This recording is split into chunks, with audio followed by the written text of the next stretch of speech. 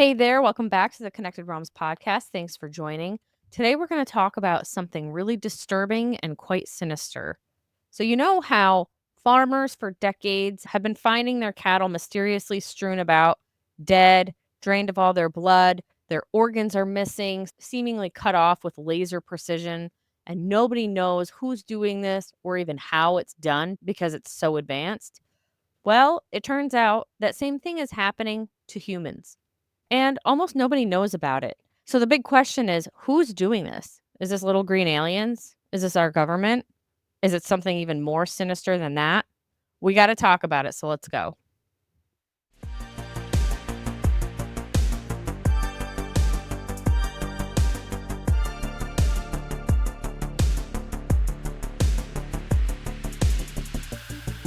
All right. All right. So that was a gnarly introduction. And you're probably wondering, what the hell is going on? Who's being mutilated? Am I going to be mutilated? What is this? All right. So basically, at this point in time, I think every American has heard of cattle mutilation. But in case that assumption is wrong and you haven't, or you're from outside of the US, let's talk about cattle mutilation first. This is a name attributed to a disturbing and mysterious phenomenon that's been happening for decades now, where farmers find their cows and other types of livestock, but mostly cows, mutilated, exsanguinated, and they're missing random body parts. Now, I guess not everybody knows what exsanguinated means. This just was told to me recently because I've had to talk about exsanguination a lot with the vampire thing. Exsanguinated means drained of blood. Usually, upon medical examination or necropsy, which is animal autopsy, they'll notice not only is all the blood drained from this animal, there's no sign of any blood anywhere near the animal or on the animal. So it's not like it got stabbed or chewed on by a predator and the blood just drained out and splashed everywhere and made a big mess. It's not like that. It's like strategically the blood got sucked out of the body, and it's very strategic because the thing that baffles medical examiners when they're cutting into these animals is that the circulatory system, the veins, etc., are not collapsed. If you drain any mammal of all their blood, those vessels collapse, and there is no known method medically or scientifically to accomplish the draining of blood from an animal without collapsing these structures. But that is what's going on with these cattle, and it immediately baffles medical examiners. They're always like, what is this? This is technology that I don't understand. Along with that, as you'll see in these disturbing pictures that are popping up, typically the animals will have some of the same organs missing every time, and that would be lips, eyes, tongue, and genitals. And with the genitals, it's like not only are they removing something like the testicles, which, protrude out of the body, they are a mass. It gets really disturbing because in almost all the cases, the sphincter itself is cored out of the body. That's really weird, right? Like, why would you need to do that? Who could even do that? And all of this looks like it has happened with laser precision. Their organs are cut out of their body, and some of them are actually found with no internal organs in their abdomen or their chest cavity. And there's just no blood. That's the most baffling part. So this has been happening not only in the US, it's pretty worldwide. But notably, this has been happening in Argentina, New Zealand, the UK, and the US. In the US, this began in about the 1970s, and it's really never stopped. And people are very quick to blame aliens for this. And the reason is because a lot of these animals also present with shattered bones as if they've been dropped from a great height. And there is no other explanation for why their bones would be shattered. In addition, there is, like we've already discussed, technology at hand that humans don't seem to possess today. If it is possessed, it's not anything that is known about. It is top secret. And the other reason for the alien connection is that sometimes during these sightings, just beforehand, the farmers who own the cattle or their neighbors will see strange lights in the sky right in the area where the farmer will go on to discover one or more of these cattle. Now, a lot of people who aren't into blaming aliens are quick to blame sociopaths or predators like wolves. But the fact of the matter is that per these medical examiners, again, the methods used far surpass the abilities of even scientists and doctors. So it's completely unfeasible that a wolf or a serial killer could be doing a way better job than any known medical professional in our government or scientific agencies. The phenomenon just displays a very sophisticated and meticulous method that no human or animal predator is capable of performing. So, again, a lot of people don't know what to blame besides little green men in flying saucers. So, that's kind of where we land. But we might be able to place the blame elsewhere. So, my personal theory is that 99 times out of 100, when we're blaming aliens for something, it's actually our government doing it. And they're doing it under the guise of, like, they want us to believe that it's aliens doing it. They need it to be secret. They'd much rather have us think it's little green Martians doing it, and coming up with wild theories about reptilians and everything. I'm not discounting that aliens exist. I am saying I think the government is acting much of the time, and we are casually blaming aliens when there might be a lot more to examine with our own governing officials. So, for example, in 1999, in Colorado, police responded to reports of livestock mutilations, but these reports also included seeing black military style helicopters overhead at the time of the incidents. Likewise, ranchers and police began seeing orange orbs rising up from the ground during the time these animal mutilations were underway. And this introduces the concept of advanced and strange technology that derives here on Earth from humans, but we just know nothing about it. Whatever the cause is, this is not usual and it's not normal. So, just to wrap up the cattle mutilation discussion, it's all really important information because this feeds into the human mutilation discussion. With the cattle mutilations, there has been a bit of an effort to cover this up, and it is conspiratorial in that numerous agencies and individuals team up to keep this a secret or to keep it out of the media at the very least. So the idea that it's a truly bizarre culprit is further evidenced by these cover ups. These are unbelievable levels of concealment, and it's practiced by police, veterinarians, elected officials, federal agencies, SPCA type organizations, and the media alike. Even law firms are in on this, but we'll go into that in a little bit here. But, like, at every point in turn, victims of these mass mutilation events are told to shut up and forget what they saw.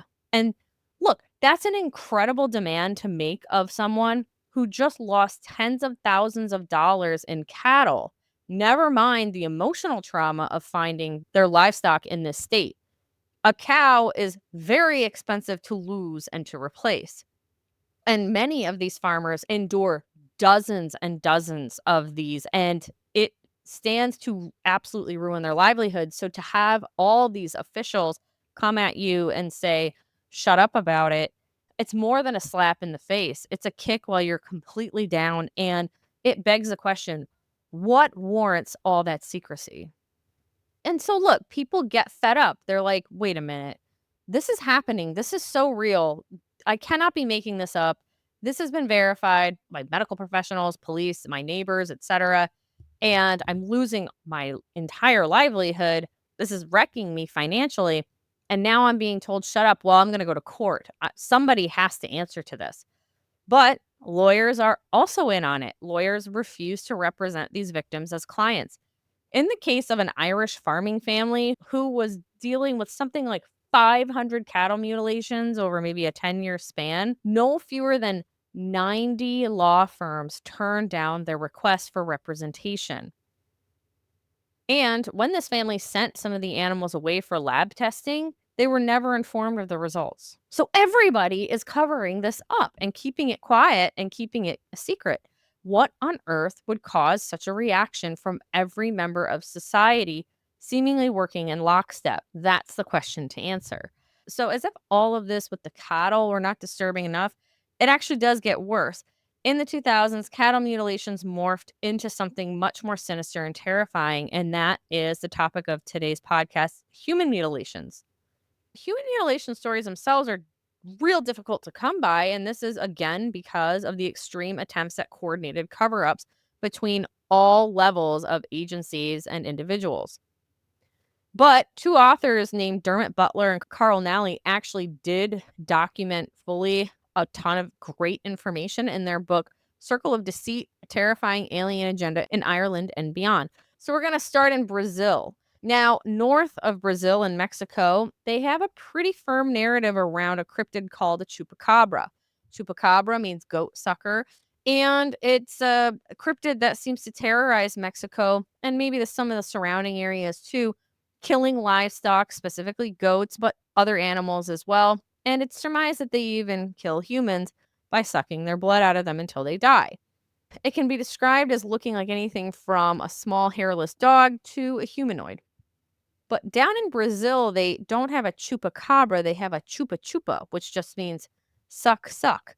Instead of being humanoid or cryptid in nature, this thing is a beam of light that comes down from an aircraft in the sky, and it drains humans of their blood by piercing their chest cavities. Many people have died by this, and a few have lived to tell about it. The biggest slew of these attacks in Brazil occurred in the 70s and 80s, but this poor country has been plagued by this phenomenon for a long time. Way back in 1946, a Brazilian man named Yao Prestes Filho was struck by a strange beam of light while walking home. He fled to his sister's house nearby, and she watched in horror as his burnt skin began to fall slowly off of him, and he entered a deeper and deeper state of shock and pain. Villagers attempted to throw Prestes into a wheelbarrow and run him to the nearest village doctor, but he died en route. The medical examiner was baffled by the cause of death, stating definitively that this was not lightning. 8 years later, all the way over in Nairobi, Africa, villagers watched strange craft in the sky shoot down beams of light across the region, and they awoke in the morning to hundreds of dead farm animals in the style of the classic cattle mutilations. Again, making this connection between strange aircraft and beams of light and these mutilations. In 1959, in the Ural Mountains of Russia, we get the infamous and mysterious Dyatlov Pass incident. I'm not going to go over all the details of it here, but I am going to go over some of the really bizarre aspects that maybe some people covering it might skip over or not know about. So, if you haven't heard of this incident, 9 fit and professional hikers went missing and were found in a state which has continued to confound researchers ever since. So, their tent was abandoned. It was ripped open from the inside, and the front flap or doors were still secured. This indicates that something made them panic and exit that tent immediately by cutting their way out of it. Their deaths, however, were not immediate. Their deaths were prolonged and occurred about a mile away from the tent. Now, Russian officials in 2019 finally did some research, and they said they attribute this entire incident to an avalanche. But there's many reasons why that cannot be possible. One, hot chocolate and food were found in perfect order in the tent. Like the cup of hot chocolate was frozen, but it was upright. The food was perfectly in place. So an avalanche didn't do that. If it was going to wreck the humans and eject them from their tent, they would have wrecked a cup of hot chocolate, and it didn't. But you can see by the footprints and everything that the hikers all made a very orderly hike away from the tent. And they stopped about a mile out where there was a very large tree.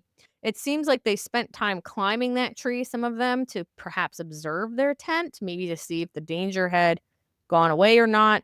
We can't know. But one by one, they all die. And they all have kind of a different state of death. So some were missing shoes and they had burnt socks. Some of them had skin that had aged prematurely or their hair had turned gray. 2 of them were missing their eyeballs. One was missing her tongue. Strange burns and abrasions littered each of the bodies, and one of the men looked like he had flash frozen in motion. So it's just like this weird juxtaposition of, oh, it kind of looks like they died instantly, but we can see very evidently that they didn't. They were mulling around doing things for probably a number of days before they died. And each of them died at a different time in a different way. And some of them were wearing the other one's clothes. This indicates that If one would have died, the others would have maybe taken their clothes to keep warm because they no longer had their shelter or any of the amenities in that shelter.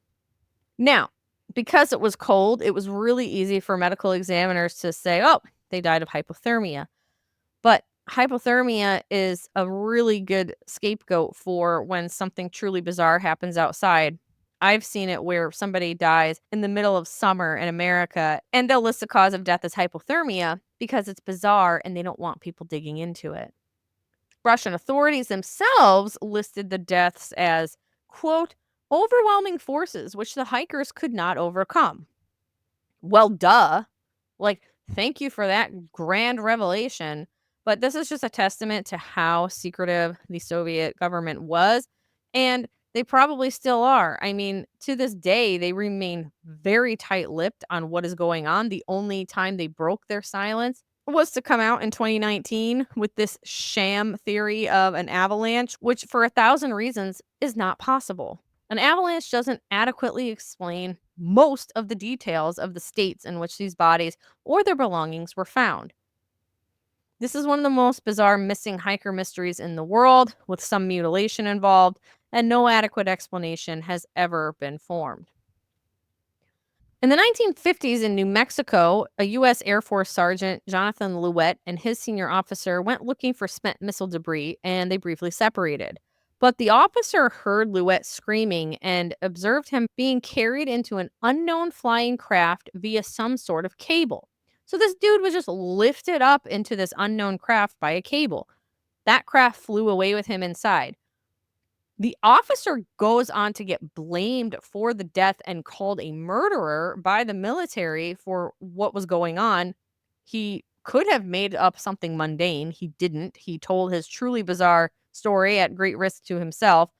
But anyway, 3 days later, the corpse of that disappeared sergeant was found 20 miles away, and it was found in the same state as mutilated cattle. He was completely exsanguinated. He was missing the rectum, genitals, and eyeballs. Those had all been removed with extreme surgical precision. Do we see a pattern here? In 1979, we're back in Russia. More mountaineers go missing, this time in the Caucasus. 5 hikers awoke in the middle of the night to strange glowing yellow objects flying a mere 3 feet above their tent. Survivors report that one by one, each man in the tent was touched and severely burned by this light, which caused him to quickly lose consciousness. One of them died, 4 survived. While being airlifted to the nearest hospital, it was discovered that the burns had made it all the way into their bones. Like, can you imagine how painful that would be? Do we have any technology besides like extreme lasers which could accomplish that? I mean, this is like, seems like weird lasers, but I don't know enough about lasers.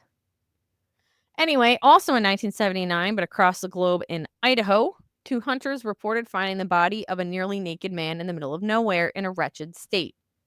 His lips were surgically removed along with his genitals, with all the cuts that are present in the cattle mutilation cases. He was also exsanguinated. His feet were bare and showed no signs of having walked through the rough terrain. No tracks of any kind were found nearby, his nor those of animals. So animal predation was completely ruled out, and nobody's sure how he got there. It seems like he was gently placed there from above. At this time, investigations kicked off back in Brazil to get to the bottom of this mysterious beam killer phenomenon, and 30 villages by now had been impacted by it by the end of 1979. The findings of this investigation were kept quiet by the Brazilian military, of course, until finally the findings were published in MUFON's UFO journal in 1999. A man named Timothy Good also published these findings in his work Unearthly Disclosures. These mysterious deaths in Brazil by light beam were continuously labeled as heart failure by medical examiners. Again, going back to the fact that like medical examiners are just being paid to lie, probably coerced. The attacks continued through 1988, and human corpses continued to pile up, exhibiting the same exact signs of attack as those cattle and livestock mutilations.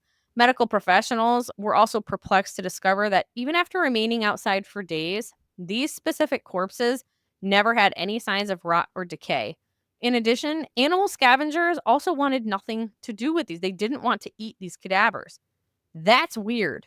That's like, you don't see that unless there's like radiation poisoning typically. That's just something that we know about that would cause animals not to eat a cadaver. Medical procedures were getting more and more complex and bizarre as if they weren't already complex and bizarre. So now, not only were the eyes, tongues, ears, and anuses removed as usual, but it progressed to tissues getting removed from very unusual sites, with holes being drilled into the arms, shoulders, stomach, and heads. Organs were also extracted from the abdominal and chest cavities, and only portions of the genitals were now missing, such as pubic hair or scrotum. So, like, whereas before they would just take all the junk, now they're like, oh, we only need a targeted little sliver of the junk. It's like, this screams organ harvesting, right? Or like harvesting for something. Authorities continue to be instructed by military and government officials to keep their mouths shut, and that is what they did because they're cowards. In 1980, over in England, this is a well known case. Zygmunt Adamski left his home in Tingley. He went to go quickly get some potatoes for supper and he never returned. When his body was finally discovered, the state of it was just, again, bizarre. He was found gently laid on top of a coal heap. However, he was not dirty at all, and the coal was completely undisturbed. His shirt was missing, however, his jacket was in place. So, like, whoever redressed him was either lazy or sloppy. So, an investigator of this case started using governmental resources to go on a fact finding mission, but very quickly was advised by the Drug Enforcement Administration that if he valued his own health, he should cease his investigations immediately. Like, stop right there. What does the Drug Enforcement Administration have to do with a man who was missing and is now found seemingly murdered? And I do say murdered because Adamski's head had been shaved in the back, and in that area, along with other parts of his body, there were burns made by some chemical agent, which forensic scientists could not identify. His face displayed a look of shock and terror. So, how is this not labeled and investigated as a homicide? Come on. This medical examiner stated it was the most bizarre case he'd ever worked on. He could not determine the primary cause of death for Adamski, only that the burns did not kill him. So his heart had failed, but the coroner said this is just in reaction to whatever was killing him. It was a part of the domino effect. It was not the primary cause of death. And now, so this can be confusing for people who don't deal with medical examiner reports a lot. You'll have a primary cause of death, you could have a secondary cause of death, and you have a manner of death. And these aren't the same, even though they sound the same.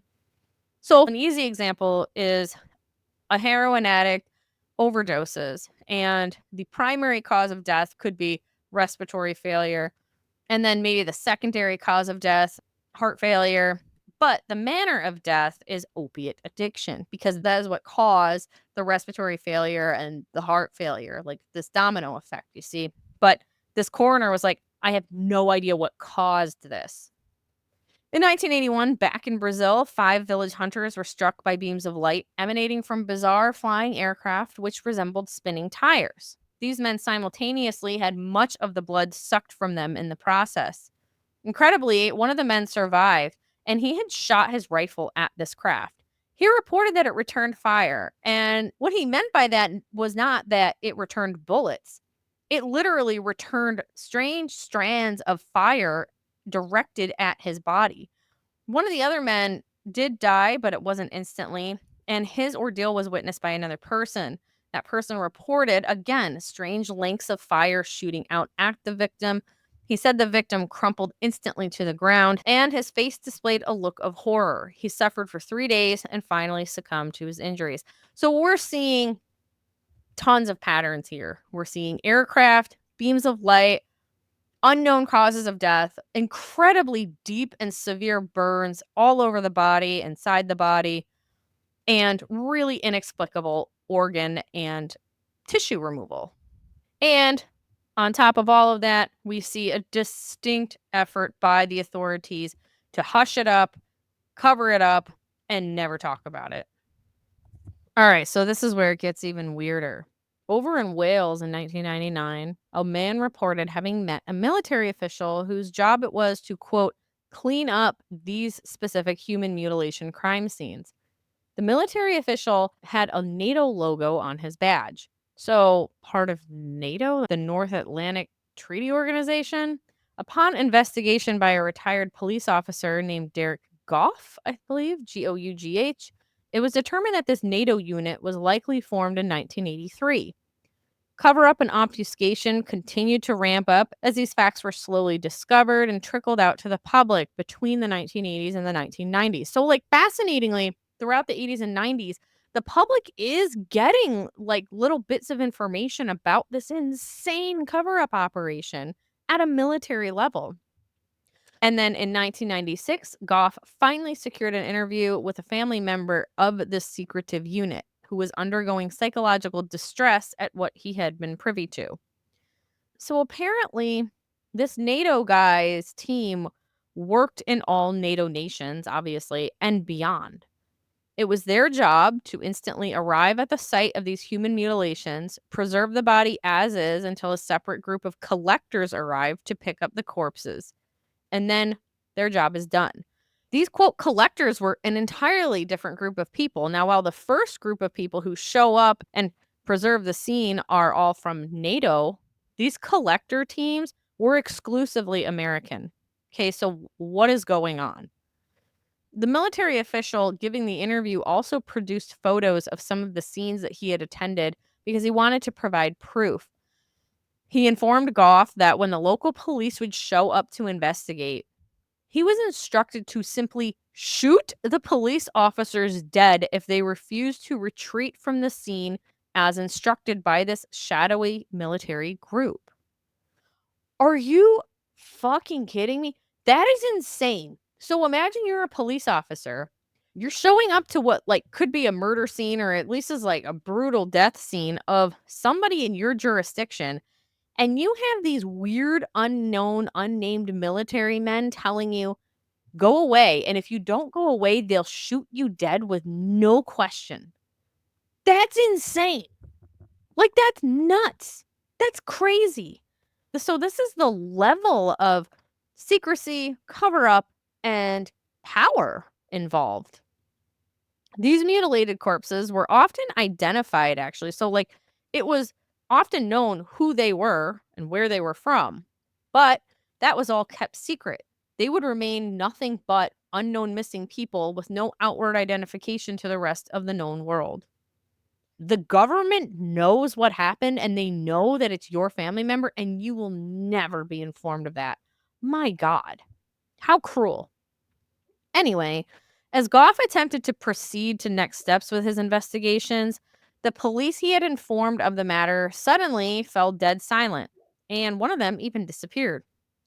Goff was like, okay, that sucks. What's going on? Because he needed their help and their cooperation in moving things forward. Well, he didn't get very far in wondering what was going on because his house got set on fire. At this point, Goff was like, I'm in too deep. I'm out. I'm done. Understandably so. In 2002, a man named Todd Sees disappears.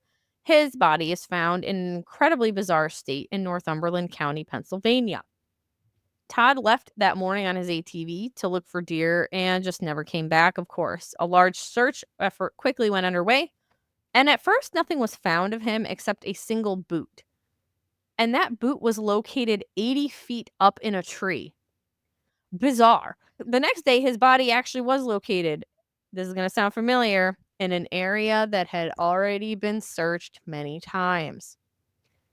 It appeared as if his body had not spent the entire time outside because it lacked the bloat medical examiners would have expected to see.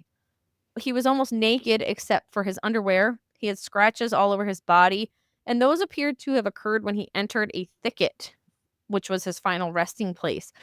So again, indications of he didn't walk himself there, he didn't crawl there, he was placed there from above. There was a mysterious burn on his left temple, and just like Mr. Adamski over in England, there was a look of sheer terror on this man's face. His arms were raised up defensively, and the family was never even able to view the body before it was quickly buried. Again, we get some conspiracy nonsense. The police conspired with some unknown entity to cover up this case, and part of their tactic was to leave the case permanently open because in the US, when a case is open, nobody can ask questions about it and receive any answers. However, when a Freedom of Information Act request was eventually submitted, it got answered. But his cause of death was listed as, get this, cocaine overdose. Yeah, a cocaine overdose causes strange burns on the temple. At the time of his disappearance, 2 nearby farmers had reported seeing strange objects in the sky shining lights down on the ground, seemingly dragging up an object with a beam of light. Like, come on. Something is going on here. What is going on? In like so many of these cases, we have these weird advanced aircraft beaming down light, sucking people up and exsanguinating them, seemingly roasting them alive, and then dropping them back off with a look of horror on their face. And very strange parts of them are missing. If any of them live through the ordeal, like what happened in Brazil, they die within a few days. Again, the extractions that we're seeing are done using a form of technology not known to any of the medical examiners who perform the autopsies, who would have the latest information on what is available to the common doctor at any time. Like, if something changed, they would be kept up to date about it. Doctors have to do continuous learning. And just like we saw with the cattle, the exsanguinated bodies left medical professionals stumped because their cardiovascular systems were not collapsed. But that is surely what is expected to be seen when somebody has no more blood in their body.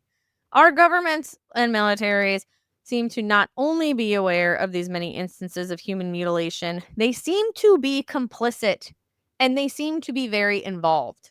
So, are they complicit in doing this, or are they just complicit in allowing it to occur because something else is doing it? If it's something else doing it, what the fuck? What is it? What would be so damning and shocking that entire police departments, media companies, governments, medical associations, animal shelters, and law firms would all pretend like it never happened? What would cause such a threat to security with these revelations that it would justify military personnel shooting police officers without question and burning down the homes of investigators? This is a systemic, factory farm style method of advanced technology by unknown beings. The sole purpose seems to be harvesting the blood, organs, and tissues of human beings and other mammals en masse and constantly. So, what is it about mammalian blood and some of our organs that is so desirable? Are these portions of the body serving as food? Stem cells? Is there something deeper than basic eating and organ harvesting at hand? For the livestock, why is it that the perpetrators must steal from farmers? This is what gets me. Why can't you just grow your own fucking cattle? Like, why can't you just take some cattle, buy them, put them somewhere? You could put them in a lab, you could put them in a cage if you want to be really gross and cruel, and you can manage to breed them and propagate them over and over. You don't have to steal them. So what's with the stealing? Why can't whoever's doing this just have their own cattle? Like, the nature of farm animals is that they just keep producing. Oh my god, we just had a dozen chickens born that we didn't really want born. They just keep producing. So, like, why is that not an option? Why do they have to steal from human farmers? And then why do they have to drop the bodies back off? Why can't they dispose of them somewhere else? Why can't they destroy them? I mean, they certainly have the technology. So, what's with this added element of suffering and cruelty? I don't get it. It's like they want to shock us and traumatize us. I mean, is that part of what they're harvesting? Is like our negative energy? Probably, because I think this is getting to be kind of spiritual. This is maybe a little bit demonic, and I'm starting to think that what we call aliens are maybe just demonic entities taking a certain form for whatever reason, because it's probably easier for us humans to deal with what we think are aliens from outer space as opposed to unseen energies that can manipulate matter and technology. I mean, I think that's what we're looking at. I think that this is demonic. It needs extremely negative energy. It needs our blood. It needs our life force. And it needs us suffering. I mean, there's no reason that most of this has to go on. And the nature of demonic entities is that they need that negative energy to feed off of. I don't know why they need our blood and our organs. But anyway, I mean, outside of the spiritual component, it's undeniable that the governments of the world, especially the US government, have worked tirelessly to conceal and cover up these incidents of cattle mutilation and human mutilation alike. They seem to care less about the cattle than the human events in terms of cover up. But the fact stands that we have no actual answers. It's 2025. This has been going on since, oh my God, the 40s. And we have no idea who or what is taking mammals and humans into aircraft in the sky, performing these experiments, draining them of blood, and dumping their bodies back. So, now let's talk about what we know about experimental government operations and the connection to the missing 411. So, why is it that our government is not the least bit interested in helping find the many people who vanish in our national parks each and every year and never return? Look, if a person doesn't pay their taxes for a few years and they flee to like Guatemala and start living in some shack, the US government will instantly track them down in said shack, probably burn it to the ground, arrest them, and maybe even kill them if they keep running. There's almost no limit to the surveillance technology available today to quickly locate and seize a person. So, if the government were at all motivated to find these missing people or the perpetrators of these vicious attacks or these disappearances, they would have done so a long time ago. And like the fact is that David Paulides and others have been told by the National Park Service that they will never be permitted to obtain facts about some missing persons cases, even with Freedom of Information Act requests. That's insane. The National Park Service is saying, yeah, you're just never going to get information on this missing person. That to me says they're covering it up and they're probably in on it and they're probably deeply involved. So, going back to the Dyatlov Pass incident in Russia, there are many theories to explain the incredibly unnerving incident that occurred. But by far, the most evidence, in my opinion, exists for the theory of secret weapons testing by the Russian government.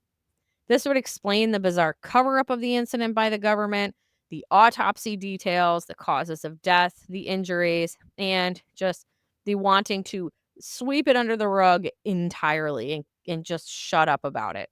The specific injuries suffered by these victims are pretty much identical to those of a thermobaric bomb victim. A thermobaric bomb is also known as a vacuum bomb.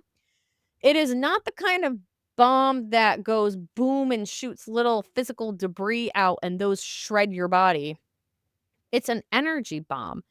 It kind of goes boom, but how it destroys you is from the inside out. And so that would explain why a lot of these people had internal trauma causing their death that did not have any matching external injury. In addition, strange lights again were seen in the sky just before and just after this incident. They were seen by nearby hikers. So, is it that those strange lights came from the Russian government? Is it that the Russian government either did an oopsie or did a very intentional fuck it and bombed their own people to see what these thermobaric weapons are capable of? I mean, it's certainly possible. Similarly, it is also hypothesized that that Korovina group over in Siberia were also the victims of weapons testing by the Russian government. But these would be chemical weapons, not thermobaric. The daughter of one of the victims was even paid a large sum of money by the Russian government to never discuss her mother's death. And this is a case where, like, the more you look into it, the more you're like, wow, this looks really sus. It looks like the government is deeply involved. So, going back to these collectors, is it that a lot of the missing 411 vanish and then everything else is concealed by these collectors, their identities, their manners of death, etc.? Is this human predator fond of going after people in the wilderness simply because they're the easiest to attack discreetly? I mean, that seems very, very feasible. That would explain why Paulides has been told point blank that he just sometimes can't ever get information on very specific victims. Now, to wrap this all up, I suspect that we can actually tie all this together. I think that we can tie government operations and secrecy together with an alien type of technology and tie that also together with a demonic type of energy. So, what do I mean by this? Well, researchers, again, are quick to blame UFOs and extraterrestrial aliens for these acts. It's obvious why. But what if we're oversimplifying everything? What if we're missing something really big here? What if demonic spirits can take physical forms? They can use technology, and that's what they're doing to accomplish some sort of advanced ritualistic feeding practices. I mean, look, it's 2025. All around us, we can see how energetically these demonic energies kind of hijack human bodies as vessels, and energetically, they can feed off us. They can be maybe responsible for some serial killers or things like this. Look, I'm not excusing humans for all the crap that they do, but I'm saying I think a lot of the evil that we experience is an energetic influence. So if demons can infiltrate our very bodies and pilot us around like we're nothing but a robot doing their bidding, what's to stop them from taking a physical form that looks like aliens and flying these aircraft or getting our government officials to participate in the building of these aircraft, the building of these technologies, these weird laser type things that are burning and exsanguinating people at the same time? What if our government is fully complicit and involved with helping these creatures in their quest for human blood and organs? Now, many Puerto Ricans actually believe that the chupacabras are not only real, but they're the result of nefarious and illegal experimentation by the US government. I am not at all surprised. This is the public supposition regarding a number of violent cryptids. Some anonymous whistleblowers have come out over the years to talk about secret military programs of breeding and crossbreeding strange creatures into existence for the purpose of weaponization. I've heard some of these accounts. They're very scary. They talk about underground breeding facilities where basically monsters are hybridized and bred and used as weapons, and every once in a while, they kind of escape. So it's like, okay, is that like what a Bigfoot is or like a dog man? I don't know. But in Puerto Rico, that's what many people think a chupacabra is. And Puerto Ricans also point out that the U.S. indeed has a research facility in the El Yunque forest, which is close to a location where in 1995, a series of chupacabra attacks did occur. This all demonstrates that our governments are very willing and able to use us as guinea pigs in deadly experiments. This prompts a question. Is the government running this operation to kidnap and harvest humans? Or are they just running cover for such an operation which is being conducted by non human entities? Our government in America performs disturbing, diabolical experiments on us all the time. The CIA has been doing it to us basically since their inception. They release bioweapons on us, they perform psychological trauma experiments on us, MK Ultra. Let's not talk about COVID. And they perform these diabolical experiments funded in secret by our very own tax dollars. We are funding our oppression here. Why wouldn't these government groups also be willing to feed us to some bloodthirsty creatures, whether those creatures are physical aliens from beyond or from the inner earth, or they're energetic forces taking some kind of physical form as they wish? Now, look, I'm not trying to shill my book, but I do go over a lot of this and more in my book, Vampires, The Devil's Greatest Trick. It goes well beyond vampires as we know them in movies and books, and it goes into this realm and I discuss this whole realm of energetic beings that can take physical form to serve an agenda of extracting resources that they need from us on this earth. And I'm not talking about digging for gold. I'm talking about drinking our blood and whatnot. So if you want a real deep dive into this, you can definitely order that book. I will link to that in the description, and I'll link to the other books mentioned here as well. So that concludes this episode about human mutilation. Did you guys know that this was a thing? Did you know about cattle mutilations? If so, did you know that it expanded beyond cattle to humans? Learning about this has really disturbed me. I'll never go hiking alone again. I know that.